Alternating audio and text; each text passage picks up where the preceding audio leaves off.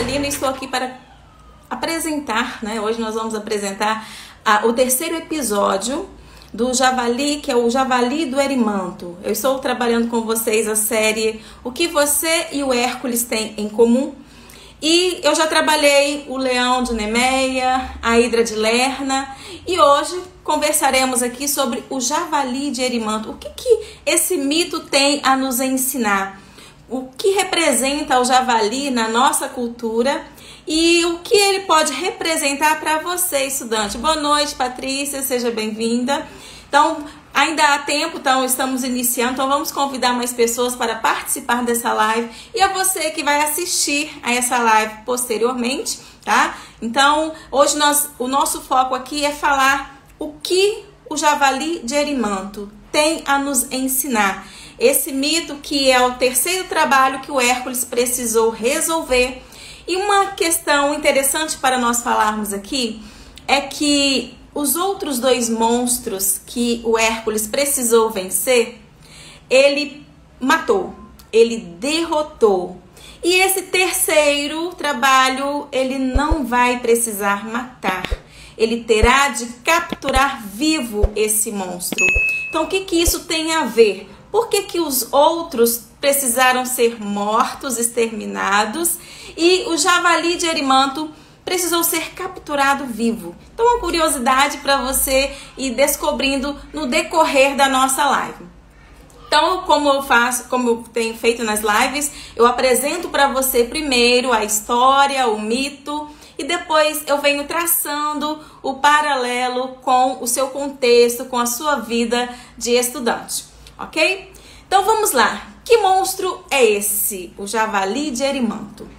Eu já expliquei para vocês que todo o mito, ele tem como função explicar para nós, humanos, eles foram aí criados com essa intenção de responder, de nos dar respostas para aquilo que nós considerávamos assim, o homem considerou difícil. E ele tem uma interpretação que pode ser psicológica, pode ser filosófica, tá? E na aula de hoje eu vou traçar um pouquinho mais dessa versão aí psicológica, o que isso tem a ver, o que nós podemos aprender então com esse mito do Javali do Erimanto. Então vamos à história. Para quem não acompanhou desde o início, tá? Então Hércules, um semideus, que num acesso de fúria, ele exterminou a família e ele precisou resolver 12 trabalhos para que ele conseguisse se livrar daquela culpa do que ele fez. E hoje nós vamos para o terceiro trabalho. Boa noite, Noêmia, seja bem-vinda. Então, nesse terceiro trabalho, o Hércules ele precisou ir até um monte onde ficava ali o Javali. Quem era esse Javali? Ele era um monstro, eu vou ler aqui para vocês algumas anotações, tá? Ele era um monstro que ele ficava no monte chamado de Erimanto, por isso que é chamado aí Javali de Erimanto. Ele ficava nesse monte e quando ele descia, olha só, ele ficava lá em cima, mas quando ele descia, ele devastava tudo que ele encontrava pela frente. Ele tanto podia ser vegetação, podia ser pessoas, tá? Então esse javali também ele passou a devorar pessoas, destroçar pessoas. E segundo consta, ele tinha uma força assim muito brutal. Ele era capaz de arrancar árvores gigantes pela raiz. E quando ele descia então com esse temperamento totalmente agressivo, ele devastava tudo. E segundo a história, Hércules foi em direção a esse monte para encontrar esse javali, e a tarefa então era trazer esse monstro indomável, agressivo, tá? Vivo. Tinha de trazê-lo vivo. E para ir nessa trajetória, ele teve uma ajuda, não assim, ele teve a orientação, vamos dizer assim, não foi ajuda, ele teve a orientação do seu mestre que disse para ele que ele precisaria nessa trajetória usar de inteligência, usar de estratégias que não fossem a estratégia, por exemplo, de um arco, de uma flecha. Não, ele não iria usar armas que não fosse armas, um fruto aí que viesse da sua inteligência, que ele elaborasse uma estratégia para capturar aquele javali. E aí diz a história, tá? E é interessante que em uma versão fala que o Hércules, ele no caminho, ele foi e ele encontrou um centauro.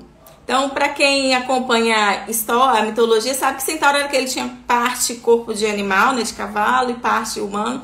E ele encontra esse centauro, faz amizade, e é interessante observar que nessa trajetória dele em direção a esses 12 trabalhos, ele sempre estará realizando outras tarefas antes de chegar ao seu trabalho aí, a tarefa que deveria ser cumprida a mando do seu primo Euristeu, que era o rei, que era, apesar, né, mesmo sendo primo, era inimigo, tinha medo de que Hércules roubasse o seu trono.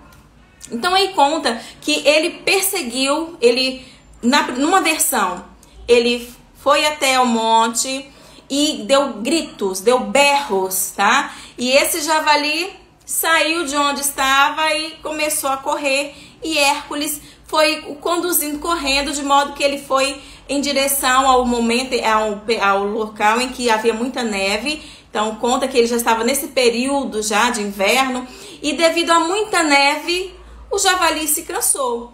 Foi quando o Hércules conseguiu então capturar esse animal. Essa é uma das versões. A outra versão diz o seguinte, que Hércules demorou muito tempo. Tanto é que fala que de uma estação, ele passou várias estações aguardando que esse animal aparecesse. Porque, segundo diz a história, ele era um bicho noturno, tá? Ele sempre aparecia, saía à noite, mas no meio da floresta se escondendo. Então era difícil encontrá-lo, né? Capturá-lo. E aí conta que Hércules precisou esperar por muito tempo, tá? Ele encontrar esse animal. E nessa versão fala que Hércules, como o animal ele já havia devastado toda a vegetação, tudo que estava ali, e já estava num período assim de escassez. E Hércules ele fez uma plantação daquilo que o animal gostava e abriu uma armadilha, cavou um buraco para que o animal viesse e ali caísse. Diz que esse animal veio, comeu, caiu, mas conseguiu se safar. Hércules, com paciência, aguardou, fez uma nova plantação e diz que ele conseguiu domesticar esse animal. Então essa é uma das versões. É como ele conseguiu domesticar, ele amarrou esse animal pelas patas, né, e tal, e conseguiu levar nos ombros até o palácio.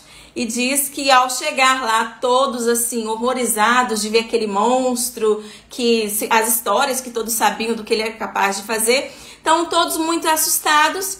E Hércules estava como? Tranquilo, com um animal sobre os ombros, e o primo dele, o Euristeu, fez o quê? Com medo, diz a história que ele se escondeu dentro de um jarro de bronze, que ele havia construído para se esconder do primo aí do Hércules. Então essas são as duas versões dessa história do javali de Erimanto. E eu quero, como eu falei a princípio, o mito dessa trajetória em direção aí aos 12 trabalhos, fala que Hércules ele sempre realizava outras atividades aí paralelas, não é? Então eu falei que em direção ao javali do Erimanto ele encontrou esse centauro, e eu achei legal uma versão contada por Monteiro Lobato. Olha que legal. Inclusive, Monteiro Lobato, os 12 trabalhos de Hércules, eu tive contato com essa história. Eu tive contato com os 12 trabalhos de Hércules ainda na minha adolescência. Eu já contei aqui que a minha origem humilde, não tinha condições de comprar livros. E quando eu vinha da roça, né, para a cidade, tinha a biblioteca pública. Só que o fato de eu morar na cidade vizinha, eu não conseguia alocar esses livros. E o que eu fazia?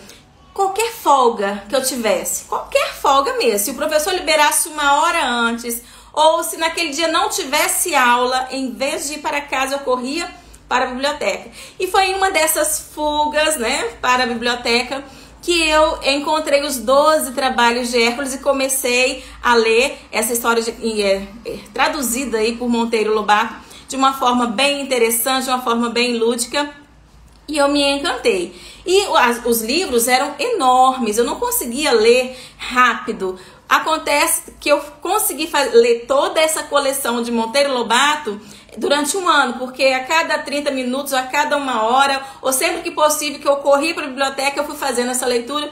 E ao pesquisar, para trazer essa aula aqui para vocês hoje, eu encontrei um fragmento da obra de Monteiro Lobato. Então, assim, para mim foi... Eu revivi a minha adolescência, que eu era adolescente, quando eu me escondia, né, na biblioteca pública aqui da cidade, para poder fazer essa leitura. E eu trouxe, então, para vocês, tá? Para contar, para ler esse fragmento, como que a versão que Monteiro Lobato ele trazia, como que ele colocava na boca das personagens Emília, do Visconde, certo? As características desse herói. Então gostei muito de relembrar, de reviver esse momento. Então eu vou ler para vocês o fragmento, tá? Então, como eu falei, nessa trajetória ele encontrou um centauro chamado de Folo, se eu não me engano, e amigável. Mas segundo diz a história, os centauros na sua origem eles eram muito, não queriam contato com os humanos, mas esse Folo era amigável, ele fez amizade com Hércules e ele estava junto então com a turma do Sítio do Pica-Pau, porque o Monteiro Lobato incluiu os seus personagens nesse cenário. E diz que esse centauro chamou Hércules para tomar um gole de vinho. Ele abriu um jarro de vinho que ele havia ganhado. Só que o cheiro do vinho exalou e os outros centauros que estavam nas montanhas, ao sentir o cheiro do vinho, eles desceram também, porque eles queriam a todo custo. E aí diz uma versão que eles ficaram revoltados quando chegaram lá e encontraram Hércules, porque eles já tinham raiva de Hércules, e começou ali uma luta. E Hércules acabou usando a flecha, que eu expliquei aqui a semana passada, que ele embebedou a flecha dele no sangue da hidra, que era venenosa. Então ele usou as suas flechas e acabou com os centauros. E eram parentes do Folo, do amiguinho que ele tinha ali encontrado. E esse centauro foi ajudar os seus parentes, né, uma flecha, ao tirar uma flecha do corpo de um do seu amigo, do seu parente, essa flecha encostou nesse centauro, que ele veio também a agonizar e a morrer devido ao veneno. E Hércules ficou assim muito mal, porque ele não queria mais tirar a vida de pessoas com as quais ele se identificava, porque ele havia matado a família dele. E nesse trecho da história que a Emília dá uma bronca no Hércules, muito interessante. Então é essa parte que eu vou ler para você. A Emília fala o seguinte: esse seu gênio exaltado não dá certo. Por qualquer coisinha fica fora de si, enxerga tudo vermelho e vem a hecatombe. Matar 5 lindos centauros, que judiação! Bastava dar-lhes uma boa sova. E aí ela diz: de sova a gente sara, mas quem morre desaparece para sempre. O bom sistema é dos americanos, nas fitas de cowboy. Quando chega a hora, o pega é tremendo. É dos que fazem a gente ficar ali torcendo na cadeira. O bom, depois de se ver, né, esse trecho de se ver vencido, é que o que estava quase perdendo acaba ganhando e vai lá e dá um nocaute no mal. Mas ninguém morre. Era o que você devia fazer. Pôr nocaute estes centauros. Mas só isso. Que direito tem uma criatura de tirar a vida da outra? Não é mesmo, Visconde? Sim, respondeu o escudeiro. Entre os mandamentos da lei há um que diz: não matarás. Então olha que legal essa intertextualidade que Monteiro Lobato coloca no seu texto. Ele traz aqui, quando ele fala a lei, então que lei seria essa? Então, para quem é cristão sabe dos 10 mandamentos. Ele fala, então na lei fala que a gente não pode matar. E a Emília dá essa lição de moral em Hércules, chama ele de Lelé. Ela fala: tá vendo, Lelé? Até o meu escudeirinho sabe que isso de matar é só quando se trata de hidras, mas não de centauros, que são bichinhos em extinção. Então, o Monteiro Lobato vai colocando na boca aí da personagem algumas reflexões. Então, ao encontrar esse fragmento, eu achei bem interessante, porque me fez relembrar, tá? Me fez reviver aí os momentos lá da adolescência, quando eu tive contato com essa história, com os 12 trabalhos de Hércules. Mas o que esse mito, no caso hoje do javali de Erimanto, o que esse mito, o que essa história tem a ver comigo, tem a ver com você, estudante? Ou talvez você não é estudante, mas o que esse mito tem a ver conosco? Qual o problema que está escondido dentro aí no nosso mais profundo? O que precisa vir à tona? Que problema, ou que característica, ou que sentimento que vive escondido, e se ele vier à tona, pode causar problemas. No seu caso, estudante, qual seria esse problema? Antes de responder essa pergunta, eu quero falar o que representa o javali na nossa cultura. Então, assim como eu fiz nas aulas anteriores, tá, explicando o que vem a ser um bicho de 7 cabeças, ou o que vem a ser matar um leão por dia, ou dar um golpe de mata-leão. Então, no caso do javali, o que na nossa cultura nós nos reportamos a esse animal?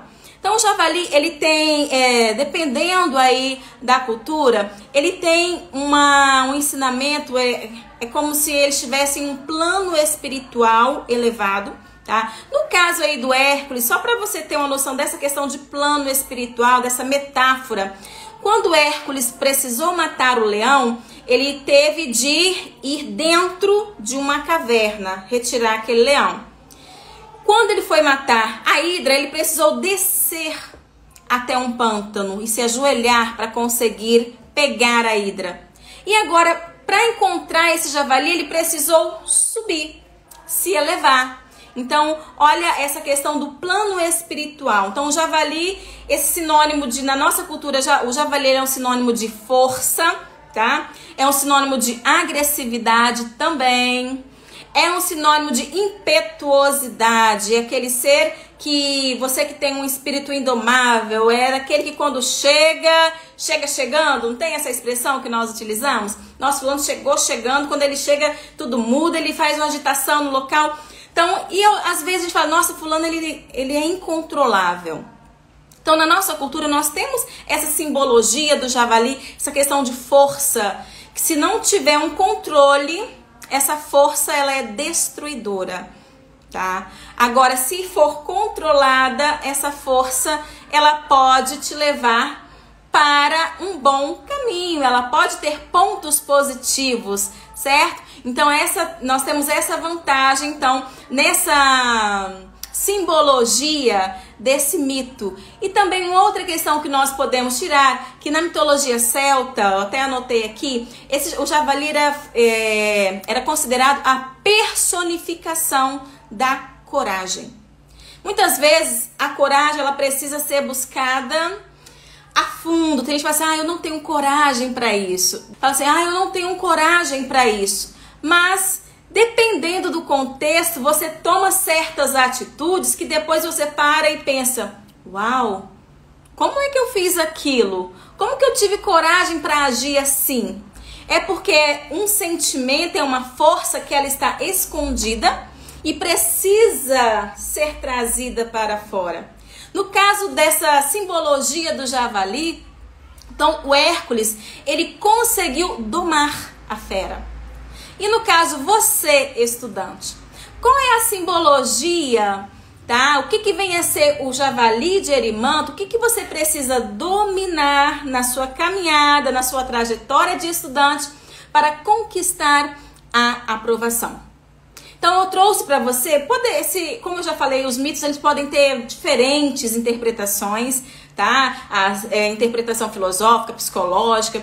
Então, eu trouxe para você... Eu fiz esse paralelo de que o javali de Erimanto, na sua trajetória estudante, é a falta de rotina, a não gestão do seu tempo. Então, você não tem autogestão. Se você não tiver a autogestão, se a sua rotina estiver bagunçada, você não vai conseguir chegar à aprovação. Porque a falta de gerir o seu tempo, de gerir as suas atividades, de gerir as suas tarefas, isso traz para você o quê? Estresse, traz para você ansiedade. E às vezes você pode agir de uma forma agressiva, certo? Com aqueles que estão à sua volta. Você pode causar um terror, devastar o seu relacionamento, talvez, tá? Devastar o seu relacionamento devido a esse ímpeto de agressividade, impetuosidade, porque você não está conseguindo gerir o seu tempo, você está ficando ansioso, você não está se relacionando bem com quem deveria e você está se prejudicando por falta de não gerir o seu tempo nos estudos. Tem aluno, tem que os pais falam, meu filho é muito agressivo, quando ele está estudando ninguém pode chegar perto. Então será que ele realmente está estudando correto? Então você, na sua rotina, você tem uma rotina?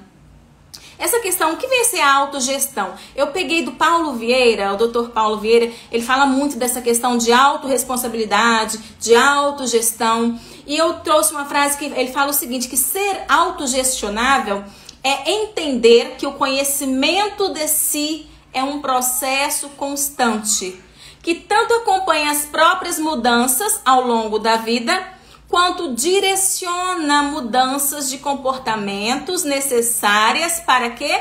Para o sucesso e satisfação.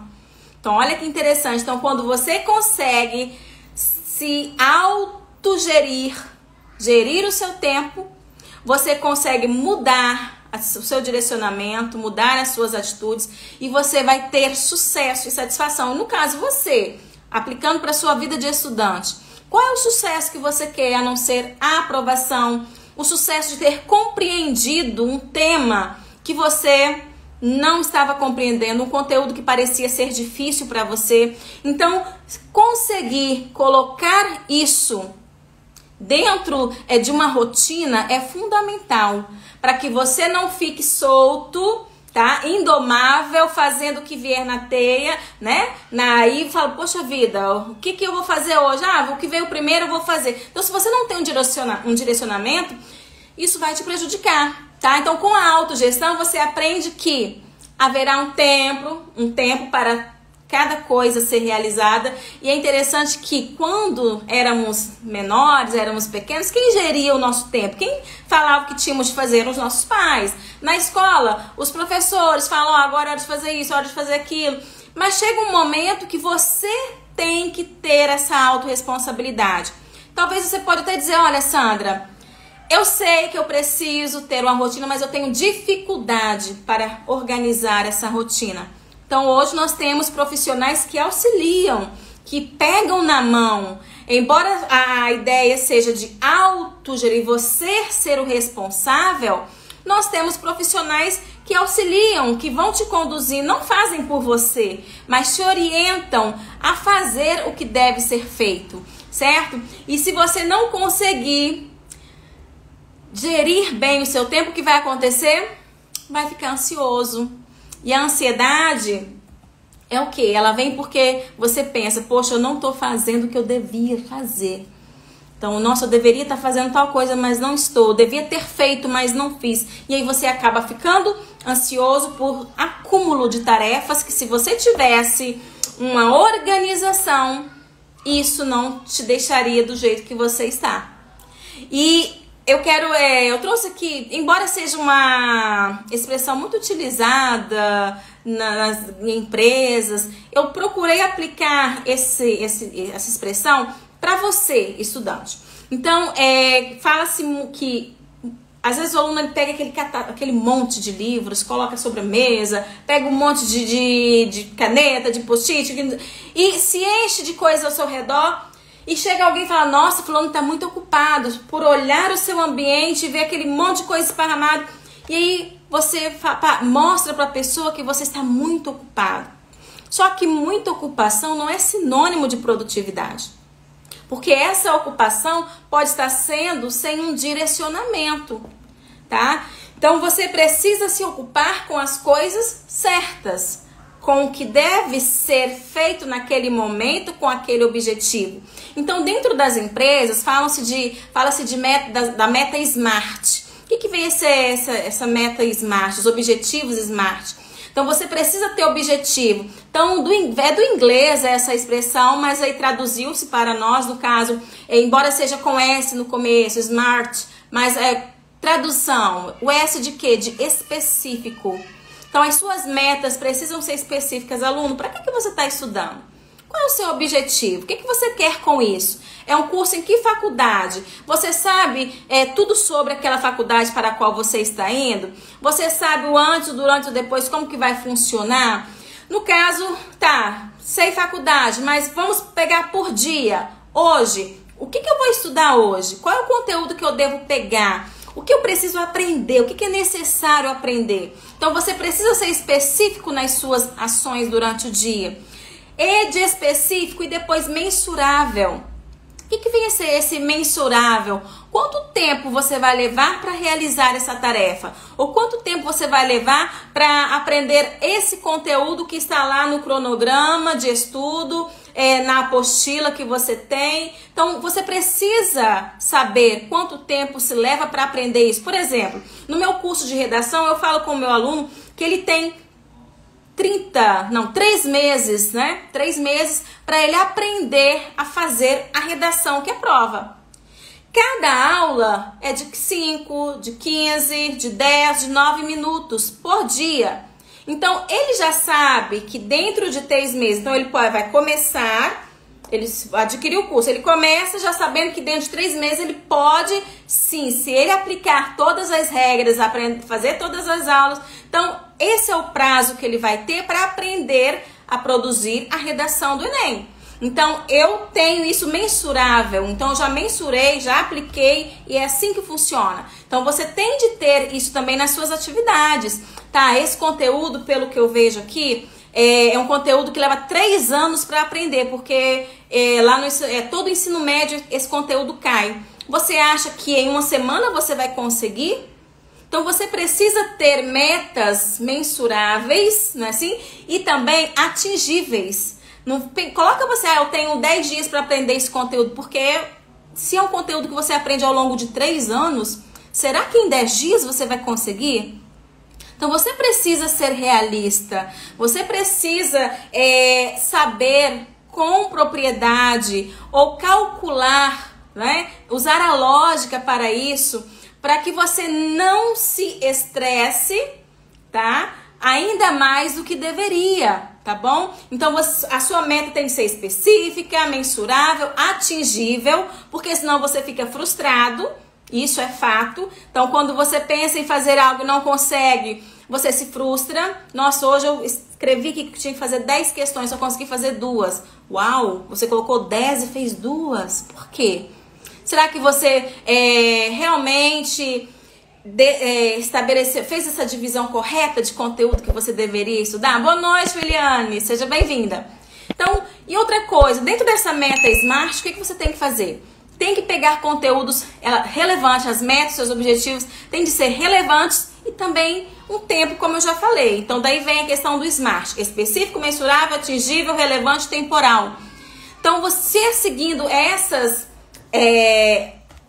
aplicando, né, esses princípios dentro do seu estudo, você vai perceber que essa ansiedade, essa falta de rotina, essa falta de gerir o tempo, aos poucos você vai controlando. E ao controlar o seu tempo, você vai ver que é um tempo para tudo. E outra coisa, suas metas também, elas precisam ser flexíveis, tá? Não pode ser rígida, porque senão aí você acaba se estressando mais ainda. Então você tem que saber, olha, eu coloquei 8 questões para fazer hoje, já consegui 7.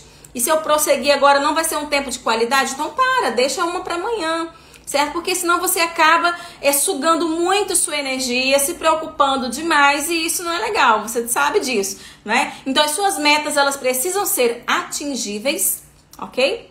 E precisam ser também aí flexíveis. Então, falta de rotina, não ter autogestão pode se tornar algo que vai te levar a ter um temperamento agressivo, como o javali, não é? Que ele sai detonando tudo, sendo que é algo que pode ser controlado. E quando você controla, o javali na história ele foi domesticado. O que é um animal doméstico, gente? Ele chega perto de você, dependendo do animal, ele vem no seu colo, não é assim? Você trata com carinho. E no caso, quando você consegue gerir o seu tempo, ele deixa de ser o seu inimigo.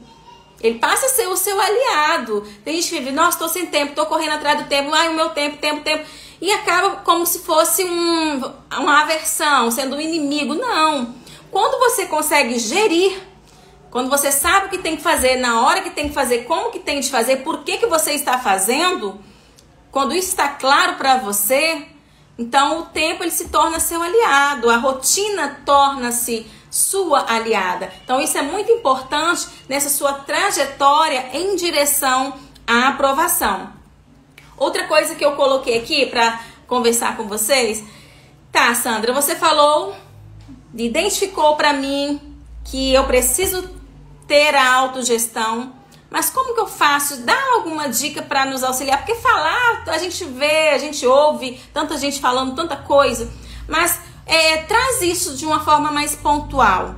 Tá, então a partir de agora eu vou trazer isso de uma forma mais pontual, algumas dicas para te auxiliar, ok? E assim como na história o javali, ele tinha esse aspecto indomável, agressivo, mas ele tem os seus aspectos bons.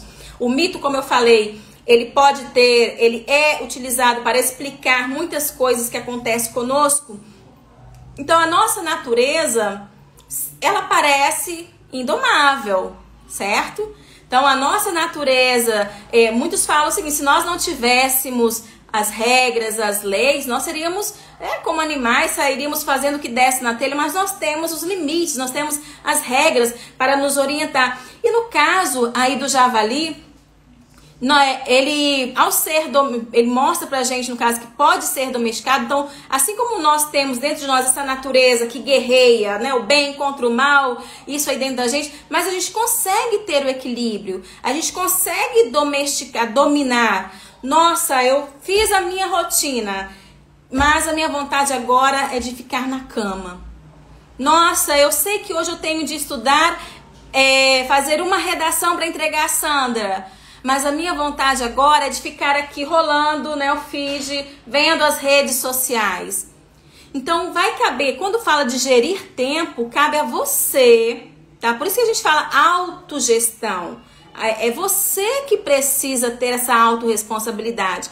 E uma das dicas para que você consiga dominar-se é você conhecer a si mesmo, tá? Então, conhece-te a ti mesmo. Não tem essa frase? Conheça-te a ti mesmo. Então, eu trabalhei aqui na primeira história do javali, a primeira história do leão, de Nemeia, que ele só seria morto com as próprias garras. Então, ele só podiam jogar o que fosse nele, mas somente as garras, as próprias garras conseguiam penetrá-lo. Então, isso mostra o quê? Que há contextos, há situações que por mais que as pessoas de fora falem ou façam alguma coisa, não vai adiantar, porque cabe a você agir. Cabe a você tomar a atitude, você tomar a decisão. Na outra história, nós falamos aqui da Hidra de Lerna, aquele monstro que quando cortavam a cabeça, nasciam duas no lugar. Então, se você não tem a gestão do seu tempo, você vai ficar procrastinando, que eu trabalhei aqui a procrastinação como um bicho de sete cabeças, porque o fato de você deixar as coisas para depois, sempre adiando tarefas, elas vão se multiplicar, vai chegar um momento que você vai ficar sufocado, certo? Pelo tanto de coisa que tem de fazer, e aí você vai fazer o quê? Não vai fazer nada.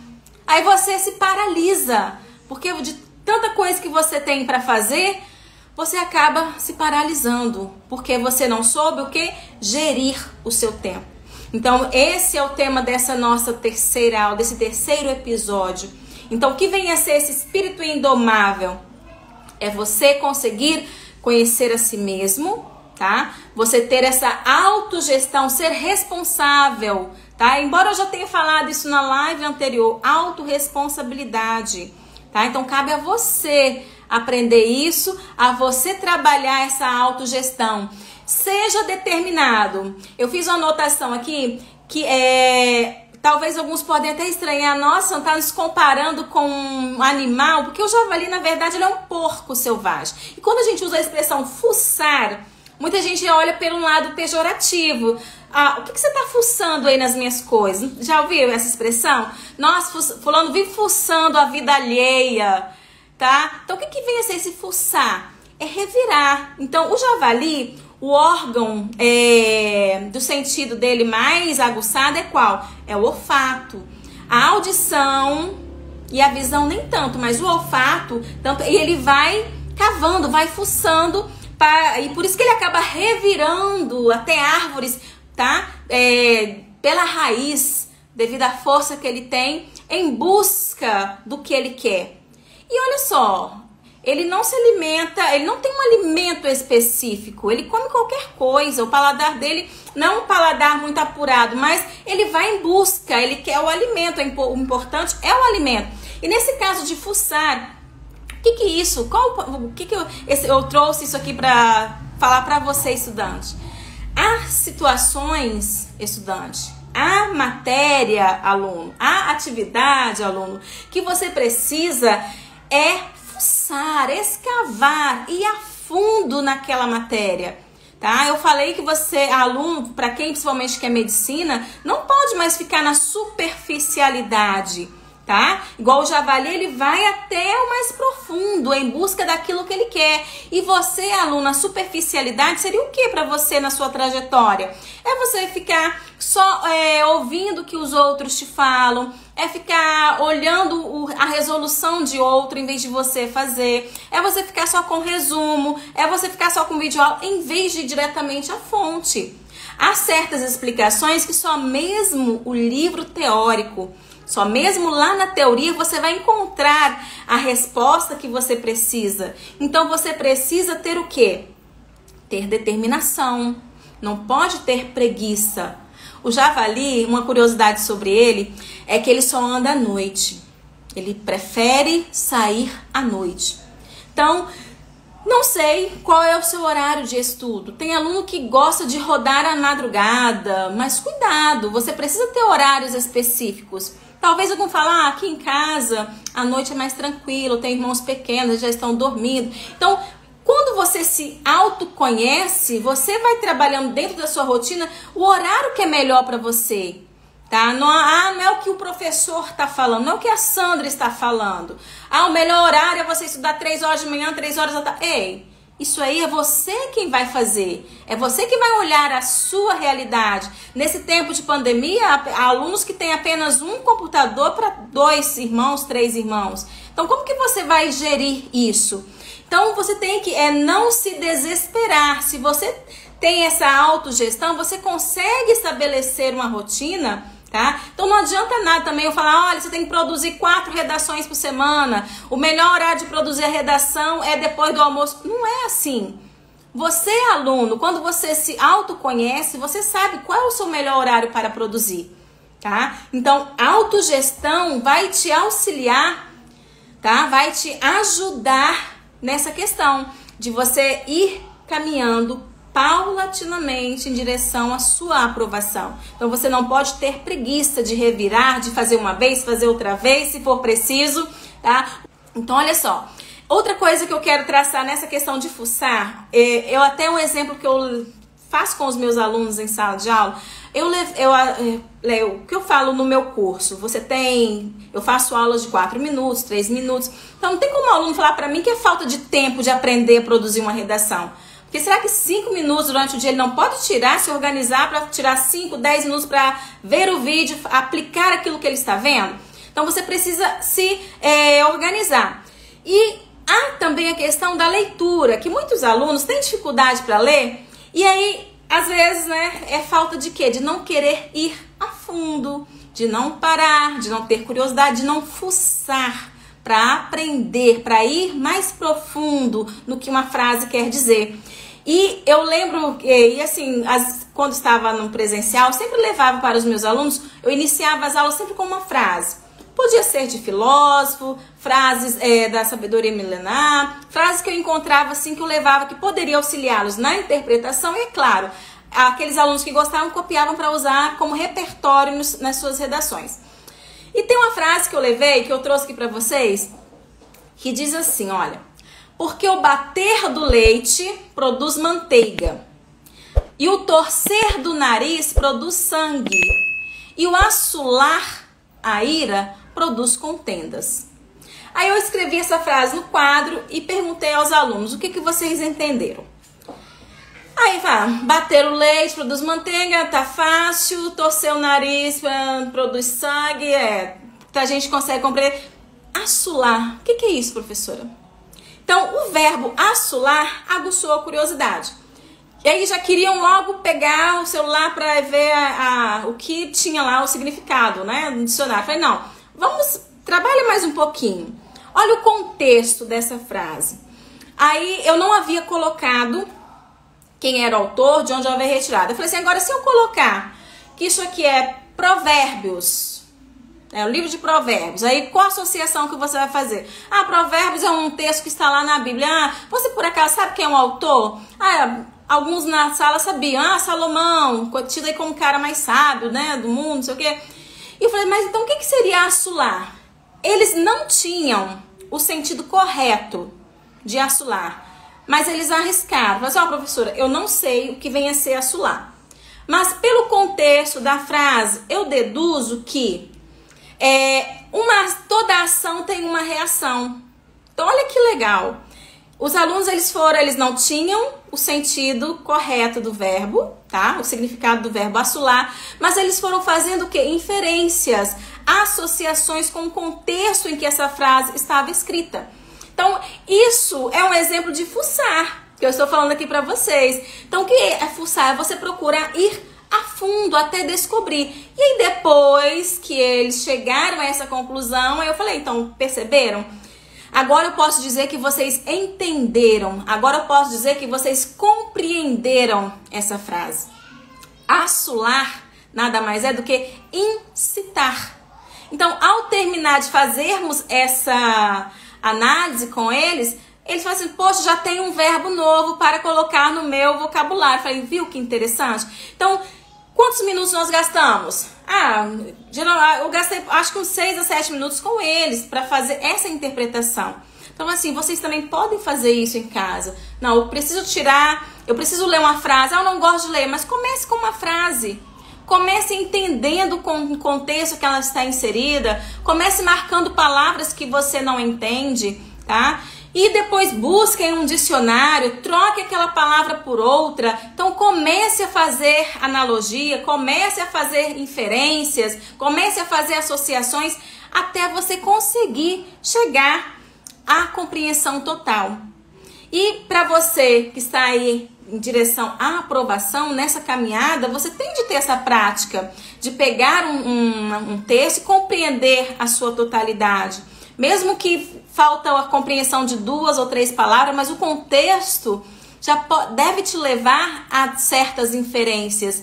E na redação do Enem é assim, tá? Há alunos que falam assim, professora, o tema que estava lá, eu nunca produzi sobre aquele tema. Mas ao ler o que estava ali naquela proposta, você já consegue encontrar o quê? Consegue encontrar informações que vão te levar a fazer associações e que vão te permitir a produzir o seu texto. E isso é uma tarefa, então, o quê? De analisar, de fuçar, de não ter preguiça, de ir a fundo, de não querer ficar só na superfície, tá? Então, não tenha preguiça de agir.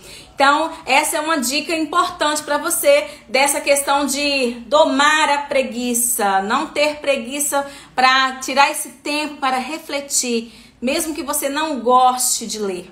Mesmo que você não goste. Então, não é questão de gostar, é uma questão de necessidade, de aprendizado para a vida, tá? A leitura vai abrir seus horizontes, vai melhorar seu vocabulário, vai te auxiliar na sua produção de texto, certo?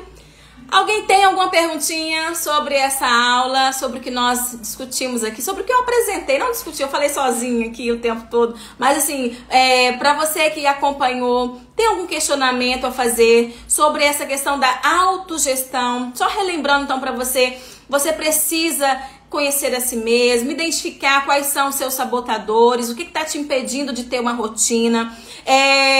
Você precisa não ter preguiça, tá? Tem de sair da superficialidade. Você precisa ir sempre mais a fundo. Você não pode ficar na média de todos. Você precisa ir sempre além, ok? Então isso é fundamental. E se autogerir, ter uma rotina, a autogestão do seu tempo é fundamental nessa sua trajetória em direção à aprovação, certo?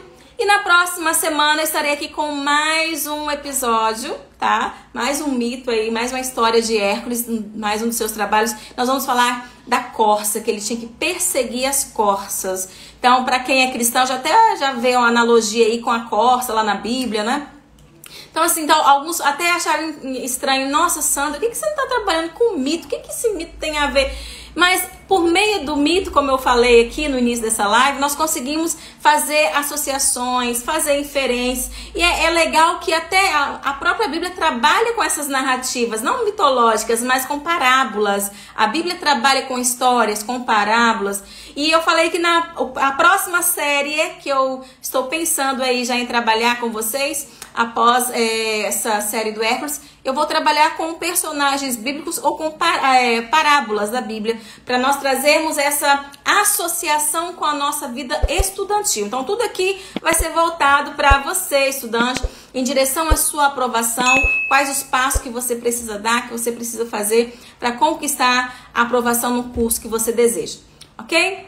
Então, obrigada a você que permaneceu, a você que passou, a você que está assistindo, tá? Então, depois aí. Então, um grande abraço. Na próxima semana estaremos aqui, se Deus assim nos permitir.